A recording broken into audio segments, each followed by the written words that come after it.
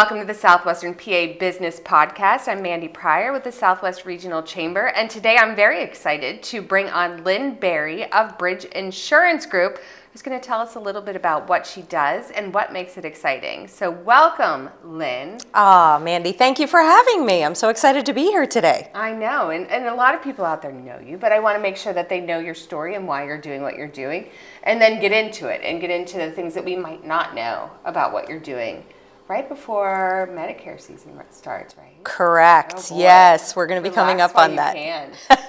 True. So yes. Lynn, tell me a little bit about you. So I started in the insurance business when I was 18, so I'm now hitting my 40th year in the business. I am 4 decades into this, a couple of shifts along the way, but one of the things that I've loved about my business is I have been able to raise 4 children. They're all grown now, out of the house. Well. Yes, you know them all well. And it gave me the opportunity to really have a lot of flexibility, because I think one thing that people don't think about is insurance is actually a trade. Yeah. I don't have a college education, but I have managed to create a great opportunity not only for myself but for many other people through that. Personally speaking, you and I love to do adventures, so as well as being in business and certainly our communities together, I do love to try new things. So we're always looking for some other unique opportunity to experience in our community. But I think that's what joins us together in a lot of ways, is we're very invested and very relatable in our community. 100%. And our adventures are just a reminder that work isn't everything and that life needs to be lived to the fullest. Correct. And what are some of the adventures that we've gone on over the years? Okay, so we did do rock climbing, or we didn't call it rock climbing. What did we call it? Is that spelunking? There was no, spelunking was caving. We haven't done that yet. We haven't done that. It's oh my gosh, what's it called? I don't know. Without the harness. Right, we were gripping on, like terrifying to climb indoors down in Station Square. Right. And we went and I can't remember the name of it now, but yeah, we got up there. That was fun. We did some belly dancing. We did belly dancing. Way harder than it looks. Yes. Way harder and than way more fun. Way more fun than I expected. Absolutely. We've also done some ice skating adventures. Yes. We did that downtown, and that was fun during COVID because I think we were still wearing masks at the time on the rink, but that was fun. Oh my gosh. What else have we done? There's got to be something else. There has to be something we haven't thought of. Well, next we're supposed to go paddleboarding. We are. Paddleboarding. Yeah. Yeah. Have you done that before? I've never done it. It's an ab workout.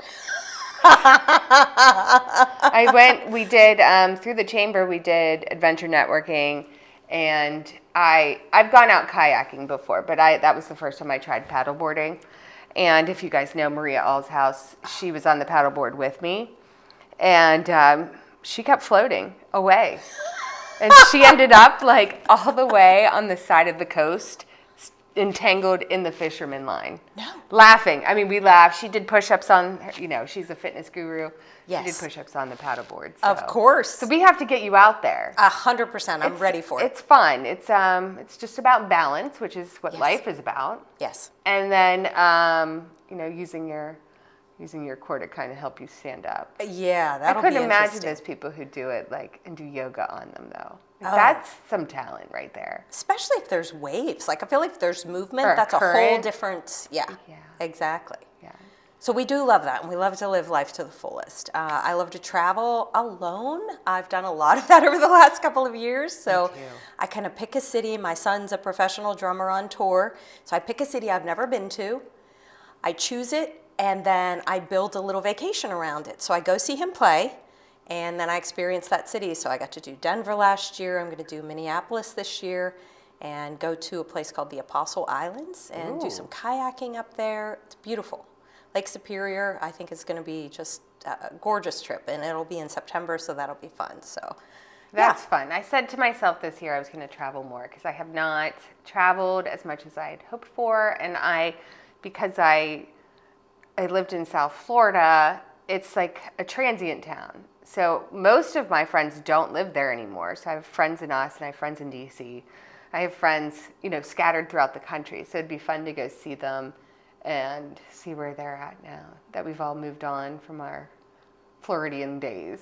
That's the great thing about social media is you can keep up with people and where they live now and Yeah. just be like, hey, can I crash at Hey, your I'm coming place for a down. couple of days? I'm coming down. I Yeah. love that. That's part of Yeah. the fun of the experience of it all. Yeah, I want to do that, and maybe some other trips that I haven't thought of yet. Yeah. But it's been a while. The kids are getting older, so it's fun for me to go out. I loved flying whenever I was younger. I loved being on a plane, and I have a whole routine. And my grandfather actually bought me, or he always read the National Enquirer, the Globe, and what was the other one? There was There Star. was another one. Yes, Was I it think Star? it was something like So that. he always read those, which were terrible magazines. I love them though. So we always had a subscription around. Like, and then my mom would get them, and then I'd read them, and it was just terrible gossip.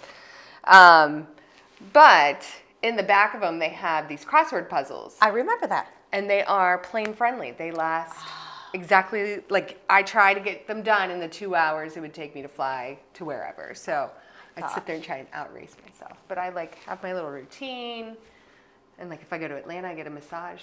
I always book longer because it's terrible there, and like the plane's always run late. So. That is so, honestly, to have routines like that and to have something to look forward to, I love that about you. You You're have to if you adventurous. travel. I mean, do. There's Yep. so many things that could go wrong, so you just Right. have to make it fun and make it your own. And You got to go with Have a it, and then every time I pass that airport place where it says, San Jose, of course I sing the song to myself. Do you know the way to San Jose? Like,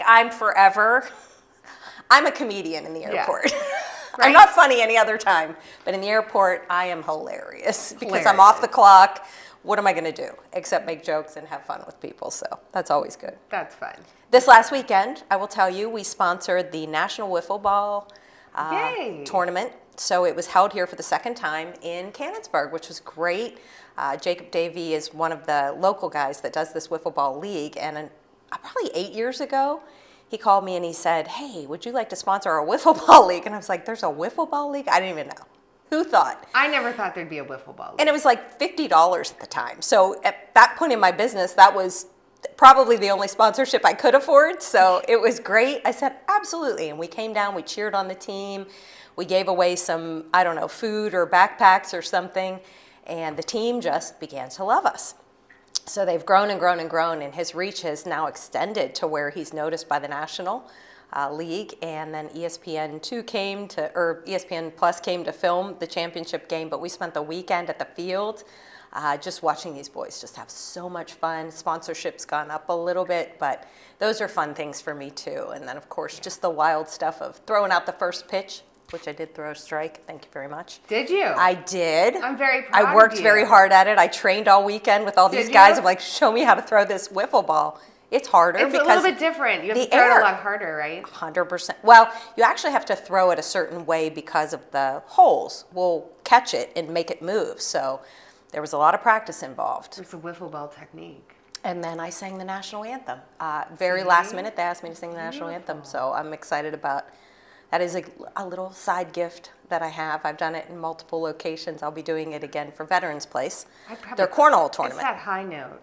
It's I consider myself a good singer, but that high note, I'm so afraid I'd crack or You and I should do karaoke next. Oh, don't even get me started. Let's do it.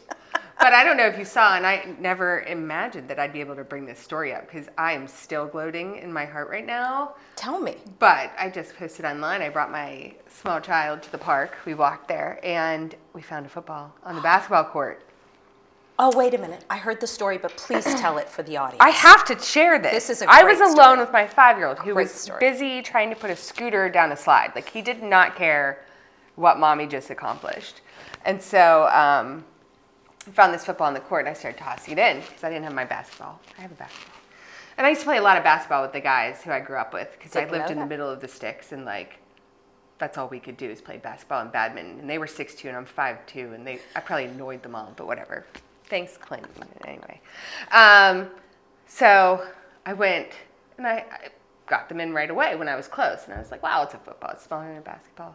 Then I was like, "I'm gonna try from half court," and I lobbed it.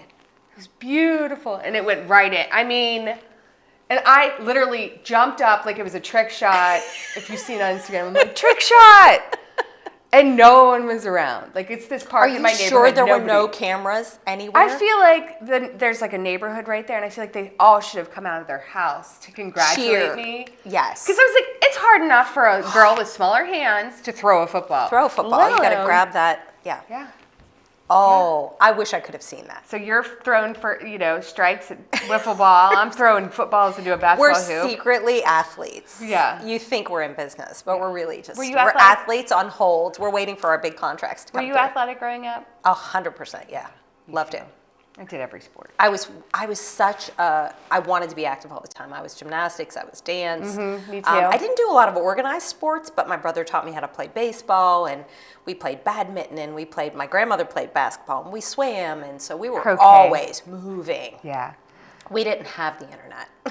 Yeah, I had girlfriends. I swam in high school, but I had girlfriends who, it was senior year of high school, and they were like, Mandy, the whole team graduated last year. We need you to play soccer this year. I'm like, I've literally never played soccer. That's so physical.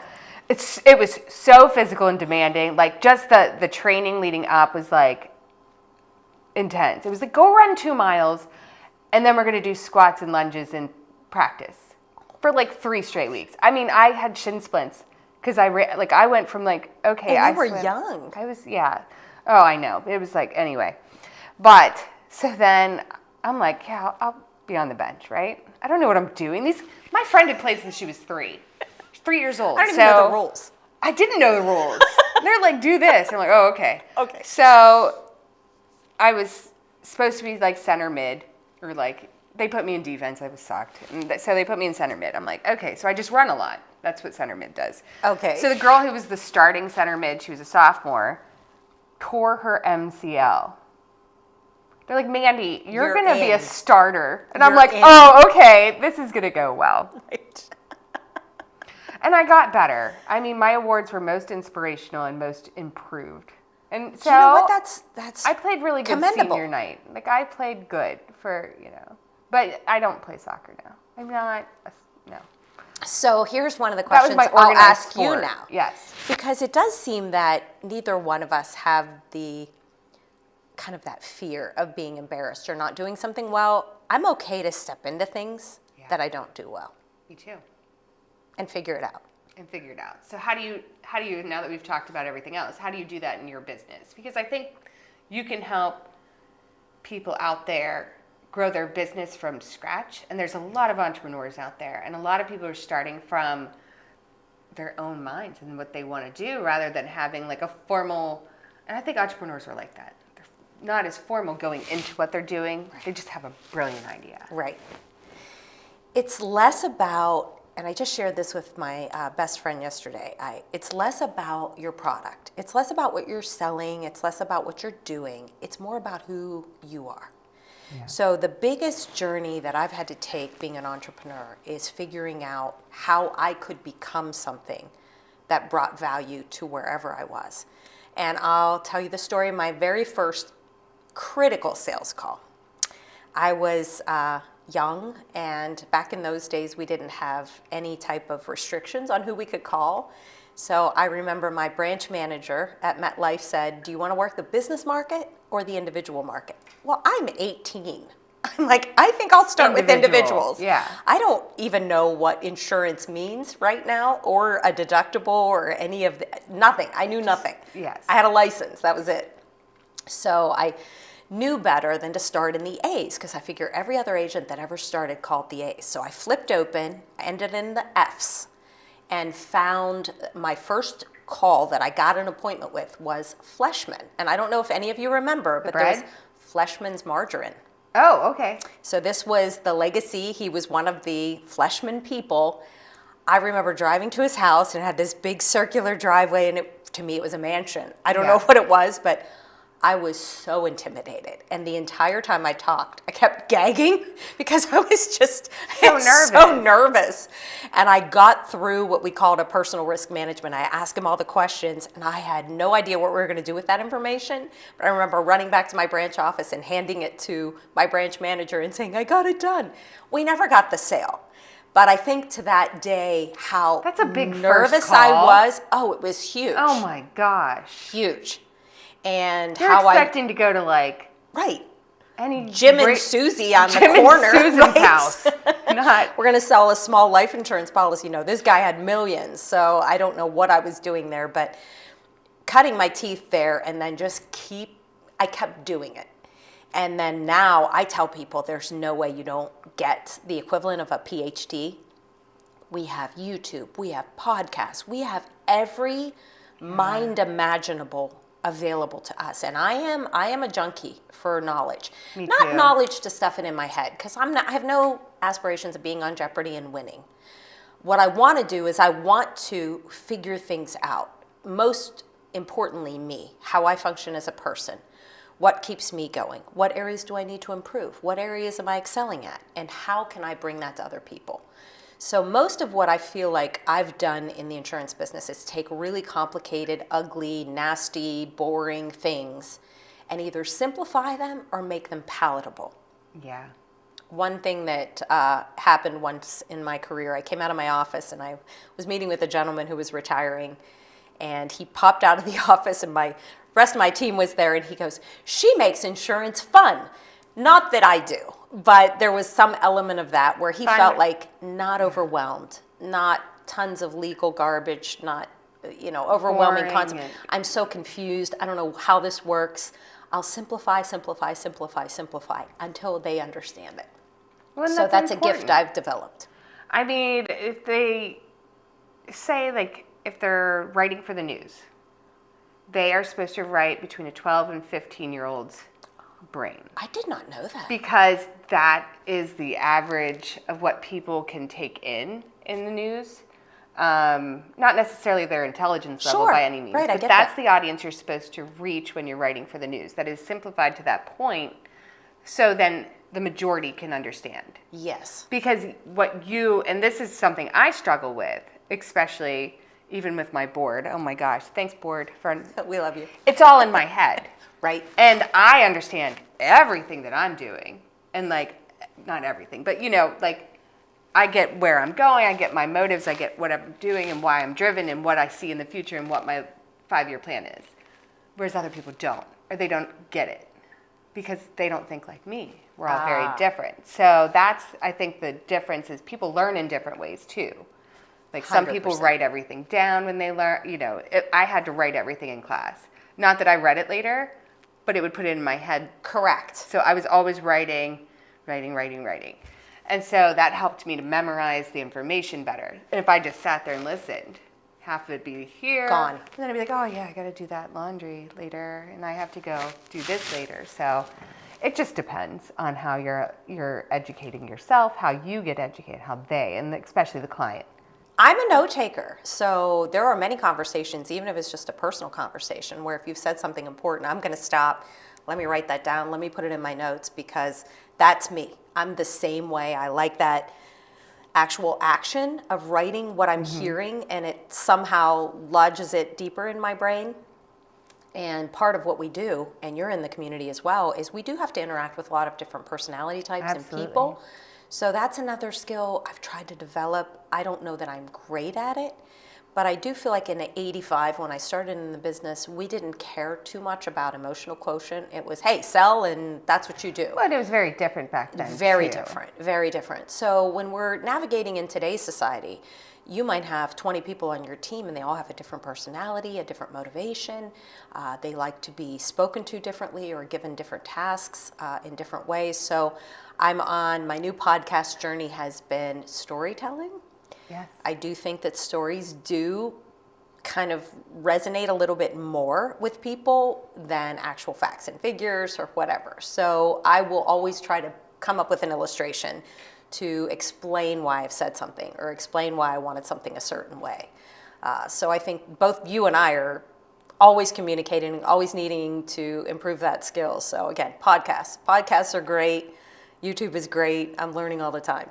Absolutely. I just stopped, and I will give a shout out to the Bridgeville Library, because last week I one of my new things. I love books. I was a literature major, so I'm still transitioning into the screen. So I wanted some new books that I hadn't thought of. I got a book on finance. I got a book on innovation, and I don't remember what the other one is. Anyway, I have 3 weeks to read all of these. I always read fiction books, and now I'm like, I want that knowledge. But they also inspire me to do other stuff. Like, I went to the pool this weekend. I brought my finance book, which sounds like, I was like, I'm relaxing by the so pool, much fun. reading a book on finance. But I have a list of like, I find that super exciting to like come up with ideas based on the knowledge that I'm acquiring for what I'm doing. So I'm sitting there taking notes. I'm like, this will be so exciting, and we'll do all this stuff. So for that, I mean, I hate to say that might be fun, but for me, I think I love getting ideas and churning new ideas to make things different or work better within what I'm doing. Growth is part of who we are. So I don't think anyone that I know of is truly happy just pursuing pleasure. Like, we want to retire. I deal with it every day in my office. I have many people that have had successful careers. They go into retirement. In 2 to 3 years, they pass. Because they don't have purpose, they're not engaged in growth. And so if I have the opportunity, I do share with them, I know you're retiring. You might be looking at your future thinking, what am I going to do? I've done this for 40 years or whatever. And I always encourage them to find an organization. Find something that you're passionate about. Find a way to give back. Find a way to engage in your community. There's a food bank. There's a charity.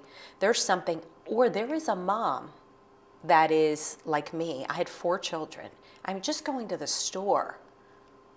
Thank you, Aldi. There were times it brought me to tears, because I have 2 carts, because I have so many kids, and I thought, if someone would just come to my house for a couple of hours and let me go to the store.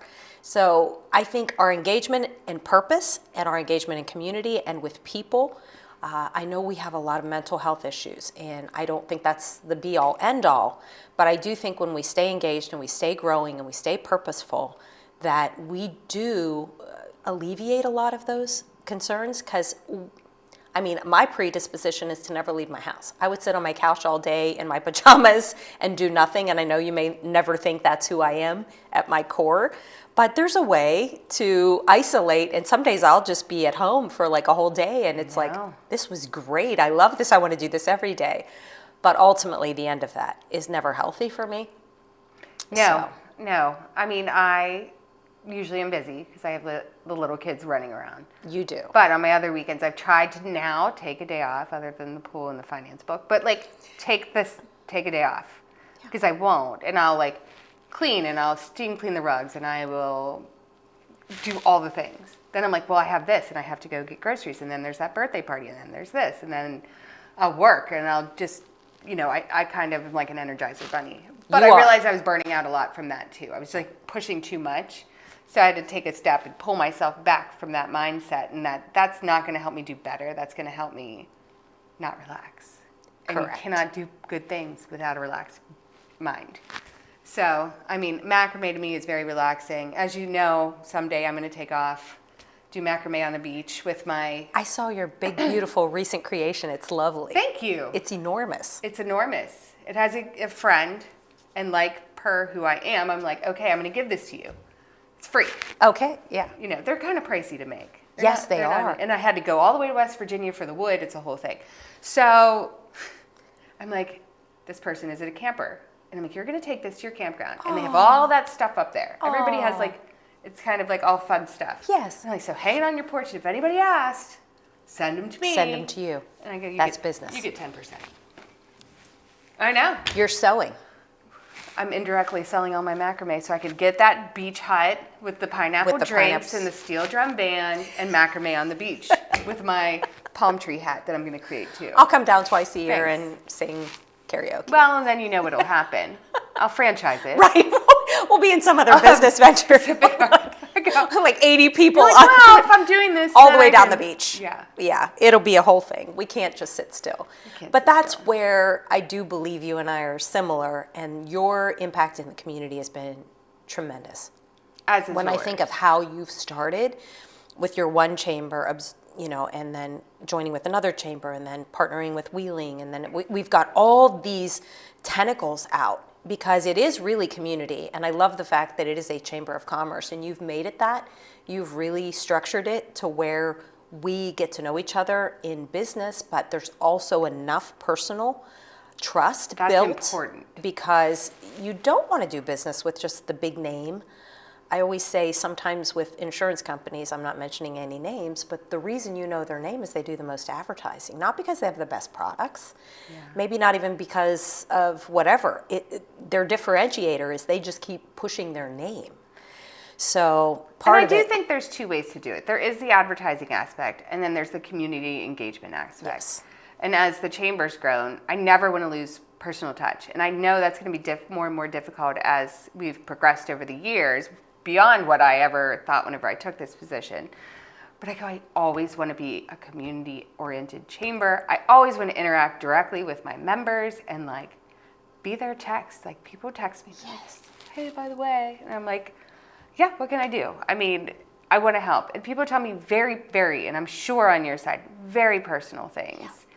And I take that to heart too, because they're not just people who you do business with. They are families, and they are members of the community, and they are also at these high schools, and their kids are playing and interacting with your kids. So you have to keep that in mind. Like, this is the community we're building, not just the economic development of the community, but also the entire community for years to come. It's bigger than us. It always has been, and you have been the ultimate matchmaker. Remember that old Fiddler on the Roof song? Yeah. Matchmaker, matchmaker, make me a match. Find me a find. Catch me a catch. You're all welcome. But thank you. That's on the house. No extra charge for the singing. No extra charge. But one of the things that I think you and I share as well is we often come up with, I know a guy, I know a girl, I know someone, and we're eager to make that match to make someone's life better. Yeah. So whether it's, an attorney, an accountant, an insurance agent, a banker, whatever, we want to make those connections. Absolutely. Why? Because we know these people. We've seen them walk in our communities. And most of our community, and I'm almost blown away consistently by our communities and how generous they are. When Absolutely. I think of how much the people in my sphere of business give back, I'm blown away. I mean, my example is always COVID. We couldn't have events for a year. Right. I think it was a year at least. And the members still stayed. Right. And they still rejoined. Right. And I was like so blessed, because you don't know how you're going to make it through. Right. There were businesses We have devastated. webinars, but I don't feel like those are exactly the same. It's not the same interaction. And like we were, basically shut down. I mean, I was, part-time at that point, just trying to make it through the year. So the fact our members stayed and were dedicated to what we were doing, I'll just never forget it. That was a powerful time. Yeah, so thank you, Yes, chamber thank you, members, so much. Again. And that was really, I think there's an indication of who we are as people as well, staying in that community. When I think about, there were people creatively doing things like buying gift cards from restaurants and giving them to people who had lost their jobs. I was like, that's a way to double bless. Yes. How cool was that? And I did see a lot of that repeated during that time, and it inspired me to become a little more resourceful, because again, I think once we're connected in community, there's a whole different dynamic that's happening in our world. And I'm not saying the government shouldn't support or provide for people, but I think if we're in community and we see someone in need, we're going to be the first to step to the plate. Absolutely. And it's not going to have to go through any bureaucracy. If, Mandy, you need your heat bill paid, I'm going to be the first to step to the plate and say, let me pay that for you. So I do love the fact that in community we're very aware of that, and there's an authentic kind of relationship that's being built there. None of us are perfect, and yet we want to excel in one thing or another. And going back to your point, you talked about a little bit of the education piece. There are things when I look at them, even at, and I'm like, I have no idea how AI works. I mean, I do a little bit. I'm getting there. And I've sat through I'm now so many studying seminars. AI Right. prompting.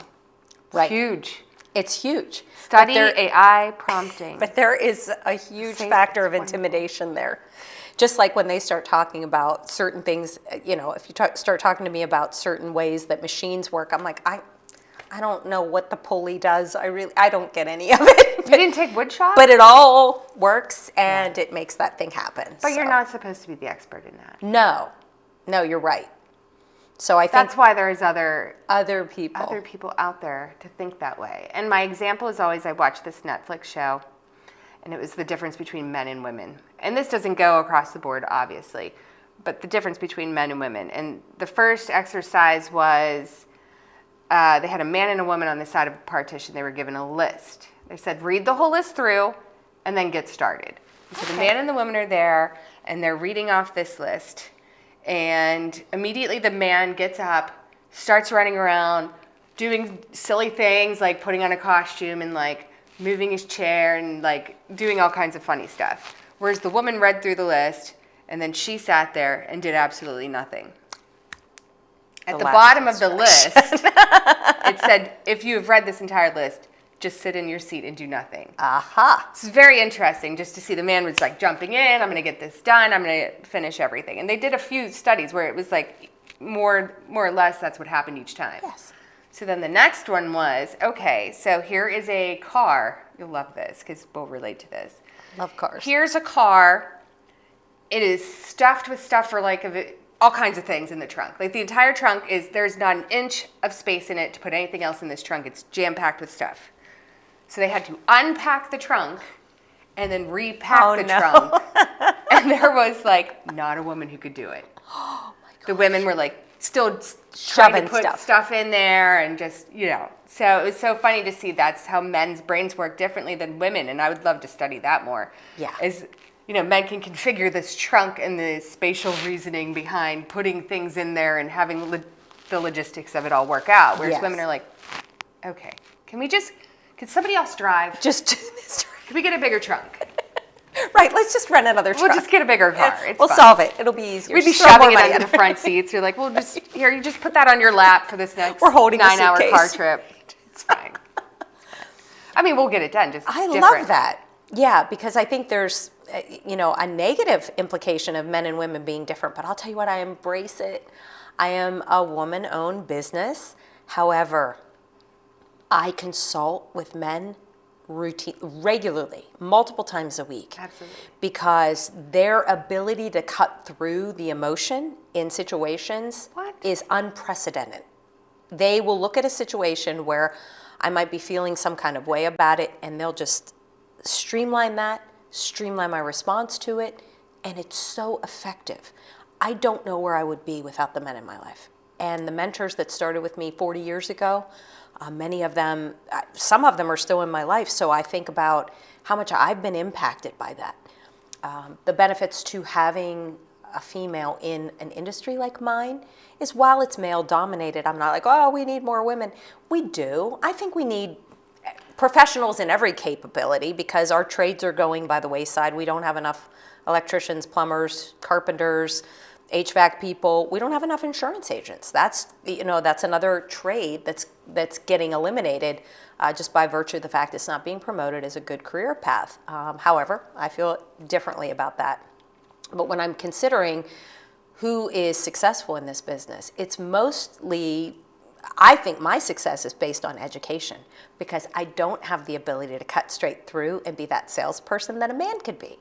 Men are successful because they do have that ability. I don't think it's bad. We feel bad. It's just different. Yes. So I'm very nurturing and I'm very explanatory. But I think that's something that you offer to the men salesmen that sometimes they don't understand. They don't see. And that can hurt their business too because you're talking with Susie. Right.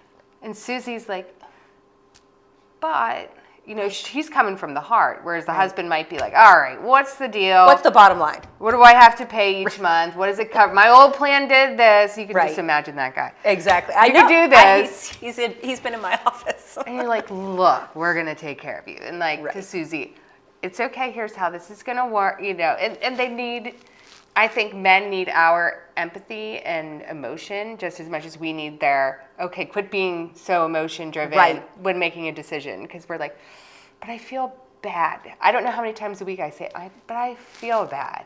Right. But it shouldn't be to that point. Yes. You got to harness or rein that in.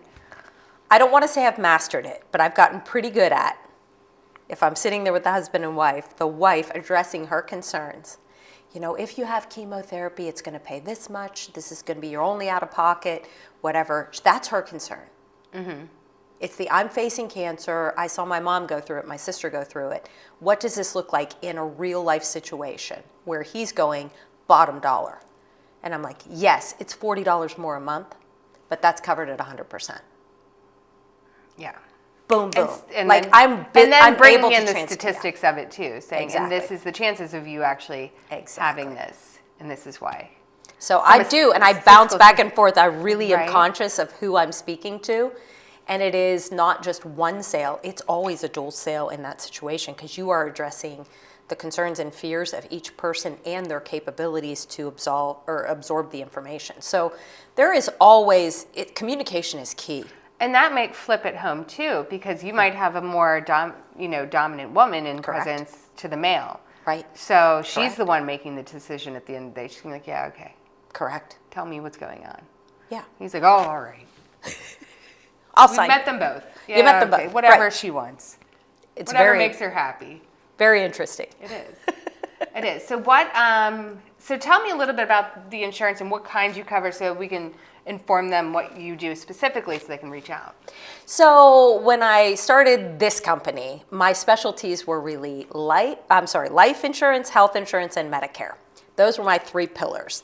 And I built a really good business on that. But I decided I want Bridge Insurance Group to be the name they think of when they think of insurance. So what I began to do is develop other streams. So we did do property and casualty, auto and home. We started to do some commercial business.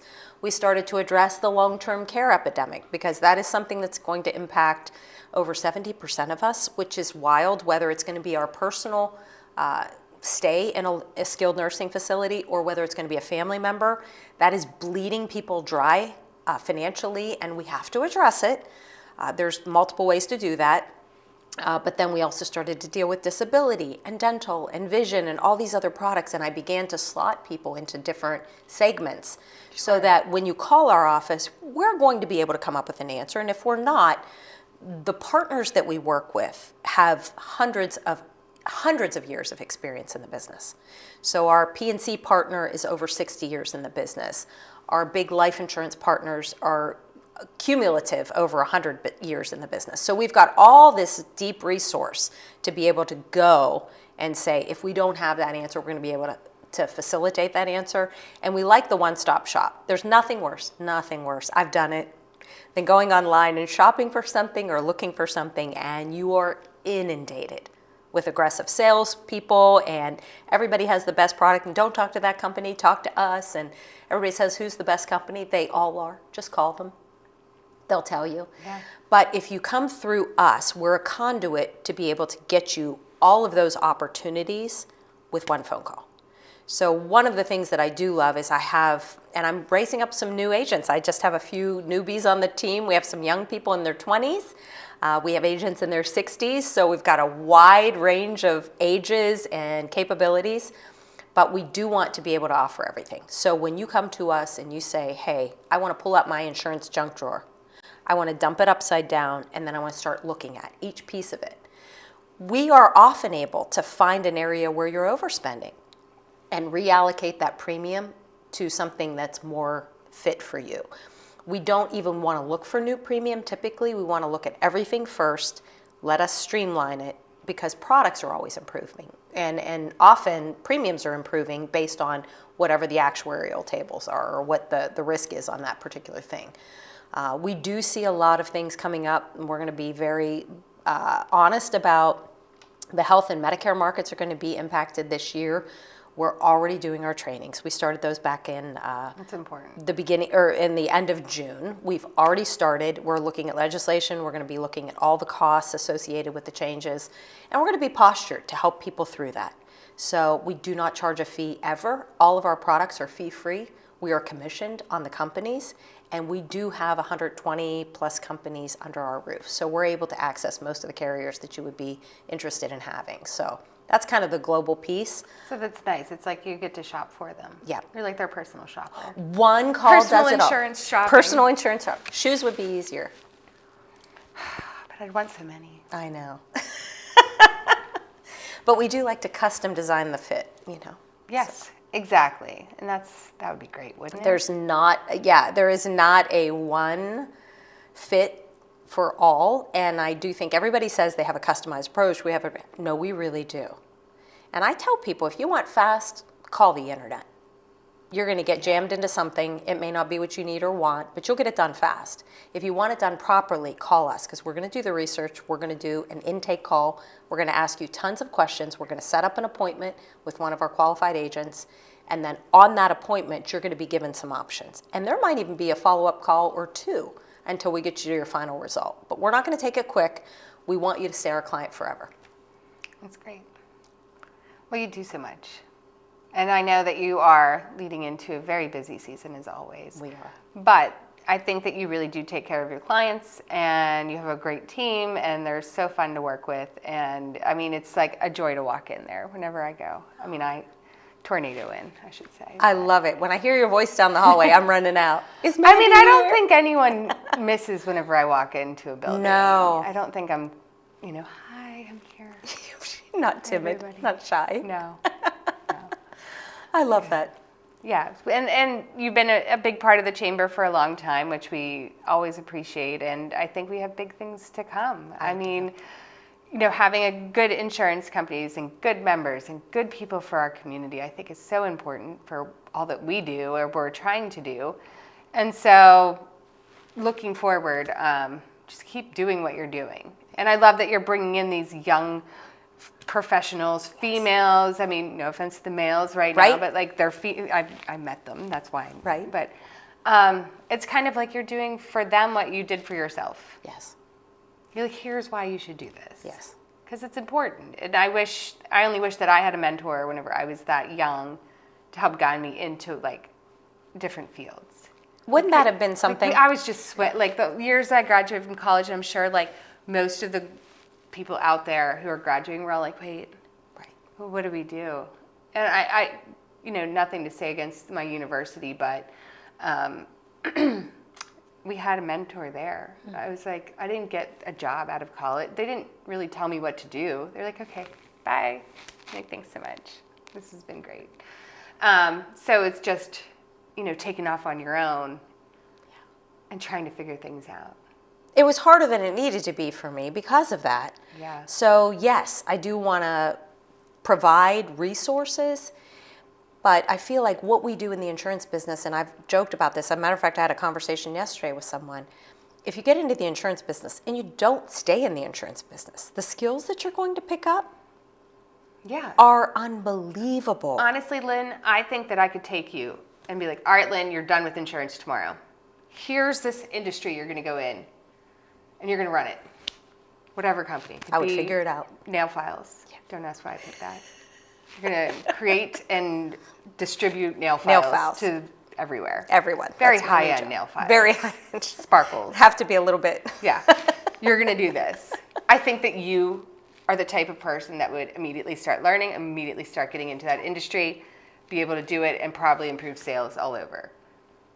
Because you've educated yourself throughout the year, and now you're educating other people. And you're going to continue on that path to keep bringing people up through the ranks, whether it's insurance or just mentoring. So I think that's really impressive. It's who you become that becomes valuable, not what you sell, not your product. It's who you become in the process. And I always say there's plenty for everybody. I do believe, we have an abundance mindset because we work with other insurance agencies. They're like, how can you be friends with other insurance agents? I was like, how dare you? Have you seen how many people are out there? Right. I mean, I don't want to work 24 hours a day, 7 days a week for the rest of my life.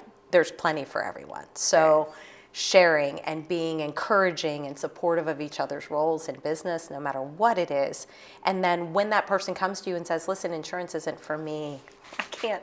I mean, I'm heartbroken. I cry. No, I'm just kidding. I'm ready. Surprisingly. But there are people that come and say, it's just not for me. Then I'm like, how can I help you navigate? Who do I know that I can introduce you to? How can I help you take that next step in your career?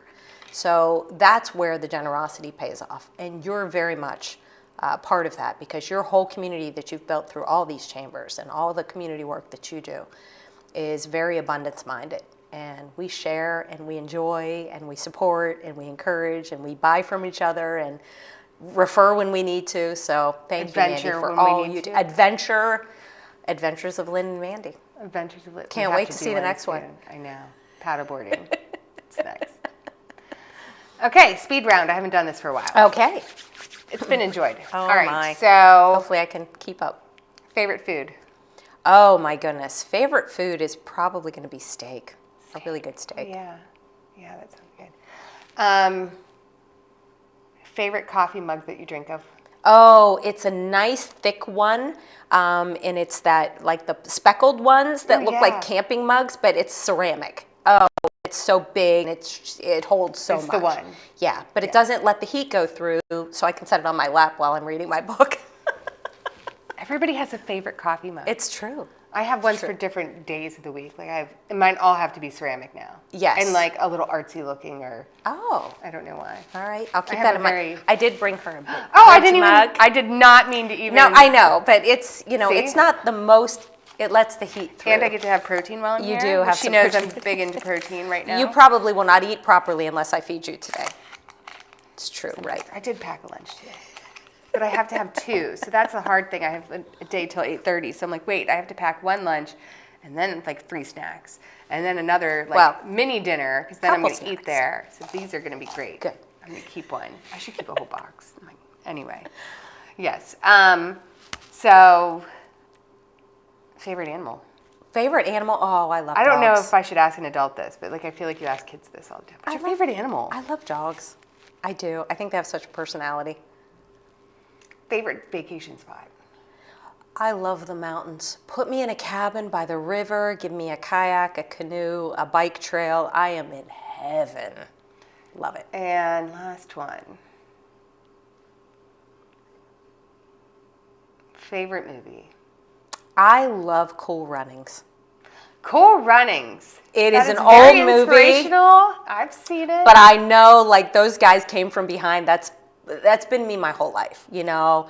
Broken home, didn't have college, like all the things. I've always just been that, standing in the mirror going, you can do this. You can do this. So I love that movie because it just took the most unlikely candidates and at least put them on the map. I don't have to be the best. I don't have to win the gold, but I want to be on the map. Well, in mine, one of my favorites is, I think I've told you this before you were looking for movies, is I said it was a movie I watched as a kid, and I loved horses. Oh, you yes. know, the horse Of course, phase. who didn't? The horse phase for girls. And it's called Wild Hearts Can't Be Broken. Oh. And it's based on a true story, I believe. I think it's a Disney movie, but it's like not animated. And it's the story of this girl, and she jumps horses off a They used to do this at like fairs. And they used to jump horses off a platform into a pool of water. Oh my goodness. And it was just part of the show. So I guess, I don't know if I should, whatever. I don't think you guys are going to watch it right away. But anyway, it's really, and there's romance involved and stuff. But she jumps off, and then one time she doesn't land properly. Oh. And she goes blind. Oh no. Oh, it's very, Oh, no. it's very emotional. And then at the end of the movie, you know, they're like, do not get back on a horse. She's like, but it's my whole life. And she gets back on the horse, which is funny. It's like career-wise, right? Get back on the horse. Get back on the horse. Right? And she gets back on the horse and jumps this horse completely blind because she could hear the footsteps coming up. Oh, I got chills. I know. It's you know, warm-hearted. But it's I like got set in, I think, chills. what would that be, 20s? When would they Maybe. wear like the bathing suits that had like shorts for women? Like it was a one piece, like little Oh, shorts? probably, yeah. Probably the 1920s. Yeah. So anyway, it's one of my fave. Oh my. But it's set, you know, it's those movies, Cool Running and Wild Hearts Can't Be Broken. It's about resilience and coming back when you're not expected to win. Right. And coming back and making it farther than you thought you could have. Yeah. And just believing in yourself. Believing in yourself. And the setbacks shouldn't control you. Don't let the people that have done you wrong or the things that even you've done wrong be in your way. It's a new day every day. And you start that day with gratitude. I mean, certainly make amends if you need to. But I'm a big believer in shutting the past down when it's a negative past. Exactly. So moving forward every day, being grateful. It's a learning and it's moving and it's experience to move forward. So Living, growing beings. exactly. And you'll see us on Paddleboard. social media, paddleboarding soon. We'll have to Or pick a something. date. Or hanging from silks. Aerial silks. Aerial silks. That That's was one on of the the list. ones. Right. It's like a fall activity, right? Yeah. Inside. And we got a salsa. Anyway, we'll keep going. Yes. Thank you so much for coming on today. Always a pleasure. You're always welcome back. 40th episode today. Thank you, Mandy. Which is exciting to have. And hopefully you prosper in the new year to come with Medicare coming up and everything. And we'll be watching you as you grow and impact all these communities that you serve. Thank you, Mandy, for all you do. Thank you. Thank you so much for watching this episode of the Southwestern PA Business Podcast. Thanks to Lynn Berry of Bridge Insurance Group. We'll share all of the contact information should you want to move forward and find some new insurance that's customized to you. And we look forward to having you again on the next episode. Thank you.